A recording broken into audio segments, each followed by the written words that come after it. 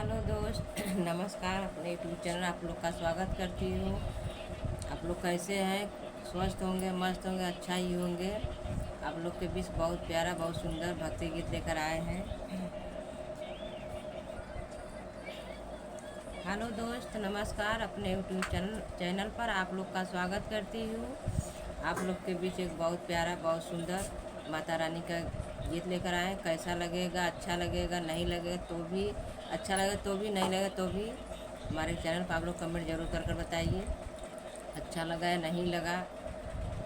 अगर अच्छा लगा होगा तो वो भी अच्छा होगा, नहीं लगा तो भी अच्छा होगा, क्योंकि हम आप लोग के मतलब बीच में आप अगर अच्छे गाएंगे तो हम और अच्छे अच्छे भी गीत लाएंगे।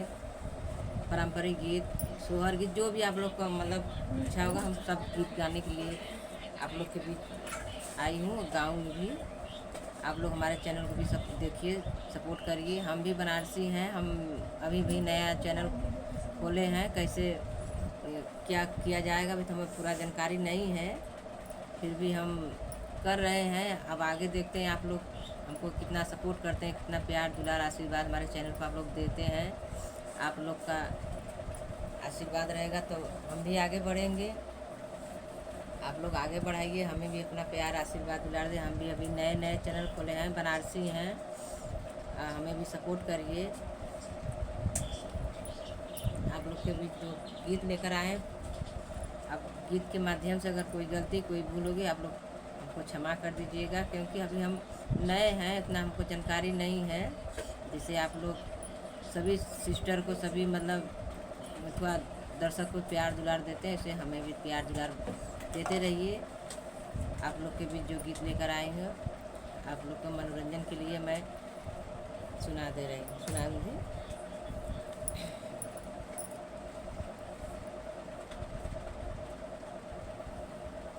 शेरवा चढ़ल देवी मैया गरजत आवे हो, गंवार लोगवाना माई के मरमो न जाना हो।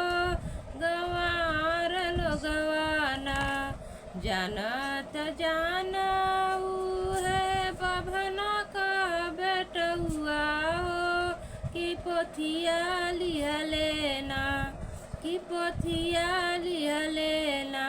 ठाड़ा भइल माई के मंदिरिया हो, कि पोथिया लिया लेना। शेरवा चढ़ल देवी मैया गरजत आवे हो, गंवार लोगवाना माई के मरमो न जाना हो। गंवार लोगवाना माई के मरमो न जाना हो। गंवार लोगवाना जानत जाना है कोहरा का बेटुआ हो, कलशवा लिया लेना। ठाड़ा भइल माई के मंदिरिया हो, कलशवा लिया लेना। शेरवा चढ़ल देवी मैया गरजत आवे हो, गंवार लोगवाना माई के मरमो न जाना हो। गंवार लोगवाना जानत जाना है अहिरा के बेटुआ हो, कि घिउआ लिया लेना, कि घिउआ लिया लेना।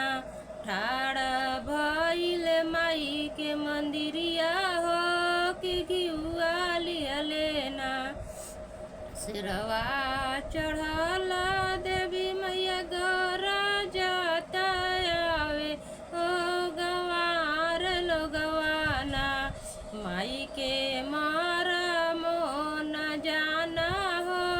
गंवार लोगवाना जानत जाना है मलिया का बेटुआ हो, जानत जाना है मलिया का बेटुआ हो।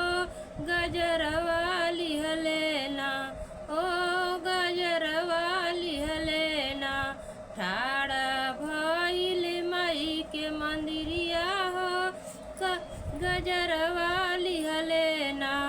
सिरवा चढ़ल देवी मैया गरजत आवे हो गंवार लोगवाना। माई के मरम न जाना हो गंवार लोग आना। जानत जाना उहा बजजवा के बेटौआ हो चुनरिया लिहलेना हो चुनरिया लिहलेना। ठाड़ भइल माई के मंदिरिया हो चुनरिया लेना हो चुनरिया लिहलेना। सिरवा चढ़ल देवी मैया गरजत आवे हो गंवार लोगवाना। माई के मरम न जाना हो गंवार लोगवाना। हेलो दोस्त, कैसा लगा मेरा माता रानी का गीत? आप लोग कमेंट बॉक्स में अपनी राय ज़रूर बताइए, क्योंकि माता रानी का गीत ऐसा कोई को नहीं है कि नहीं अच्छा लगता है, सबको अच्छा लगता है माता रानी का गीत। भक्ति गीत सबको पसंद, हम जहाँ तक उम्मीद है कि सबको पसंद आता है। अपनी राय आप लोग बताइए कमेंट बॉक्स में, अच्छा लगा कि नहीं लगा। हम आप लोग से हाथ जोड़कर रिक्वेस्ट करती हूँ कि हमारे चैनल को आप लोग सपोर्ट करिए। हम भी नए चैनल खोले हैं, बनारस से हैं। अगर